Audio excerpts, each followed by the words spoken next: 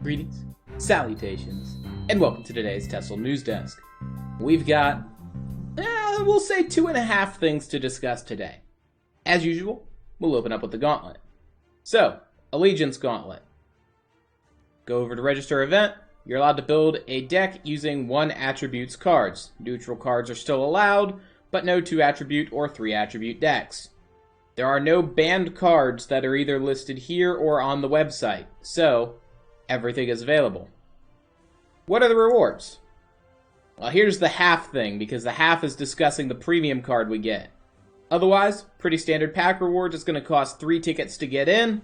Long as you get 3 wins, you're breaking even. Well, you're getting profit because you're getting golden gems on top of getting your tickets back. But purely tickets, 3 is break even. And here's the premium card. I've thought about what I wanted to say about this card. I really don't know. To me, it doesn't strike me as a Reachman. Is it good looking? Yes. I don't like the fact that the hood's down covering the face. It's just, I don't know. It feels weird. It's in a really awkward pose. In the words, I believe it was of Pimley, I agree, but it's premium, so it's going to be in my deck. Well, you can get other premium versions of this card, and I think the premium shiny versions of this card otherwise look pretty good.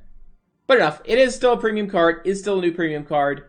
I don't think it looks bad. It's better than the previous Halfinger Marauder, and it's a playable card. Doesn't see as much play nowadays, but I liked running Doomfang Ally back in the day. Put it in a good tricolor deck, have some fun. But so what decks are we going to be looking at bringing? So there's 2 variants off of what we've brought before. The first is a competitive list, and a list similar to this has consistently placed high, and it's the Burma Boys.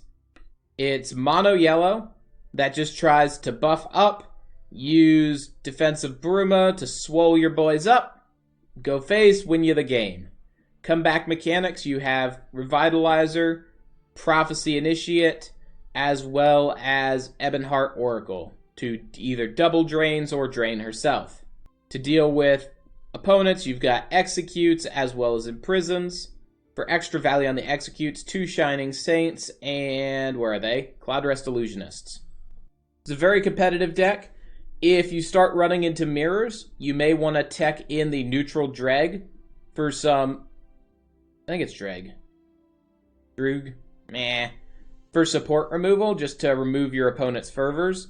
But otherwise, I think this is in a really good spot.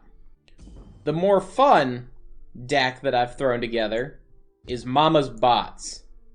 It's a variation on the decks we've run before. And it's just Wisp Momma and a bunch of Dwemer. Because you can duplicate Dwemer. So it's just like Spider Worker. More Spider Workers. Steam Constructor. Board full of Dwemer. It's quite glorious. And I might even go so far as to craft premium Wisp Mommas so I can get premium Dwemer copied both directions. Otherwise, for beating out the decks, you're going to be trying to rely on your Factotum combos. Just to build up lethal, guard, and then just get them as much health as possible. Health gain available through Assembled Titan, though we are running Black Reach Rebuilders, given that they're A, Prophecy Guard gain 2 health, but B, can be duplicated with Wisp Momma. So it's a Prophecy gain 4 health, put a guard in each lane if she's in board. That's kind of good. And of course, they're Dwemer, so they combo with Hulls. Mundus Stone. I felt like Mundus Stone belonged in the deck.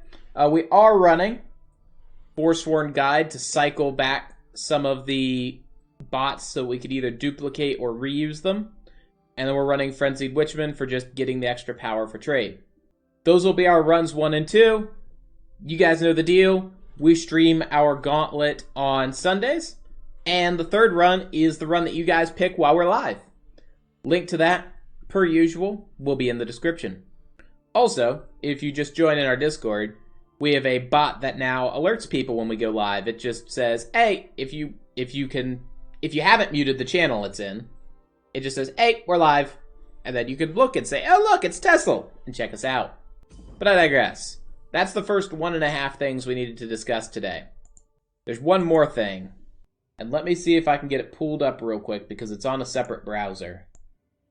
Because I mentioned last week I was getting info on it, and here it is. The Jele Island Cup. It's a thing. It is happening. It's a conquest format tournament that's going to be on Sunday, August 9th. Time, there we go. I believe that's Central European Standard Time, 8 p.m.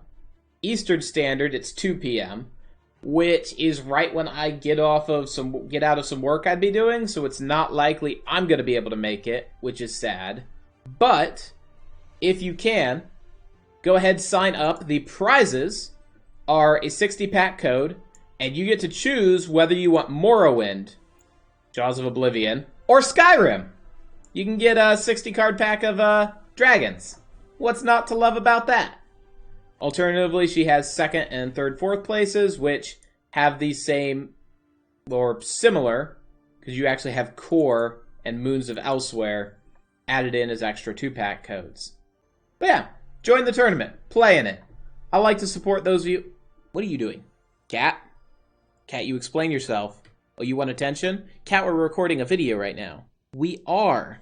We are. And you want attention. See, this is the problem. This is the problem. I try to do work, and you're like, but you're not streaming right now. You should be petting Kitty. You should be playing with Kitty. Yeah, cuddles, cuddles, cuddles. You don't want cuddles. You want me to play. You want me to play. You were just coming by so that you could get my attention, and go play with Kitty. Well, I do have a little bit of time before I start stream up for the today. So, with that said, I'm going to go ahead and we're going to call this here. That's everything we needed to discuss. Have yourselves a great evening. I'm going to go play with a kitty. Cheers.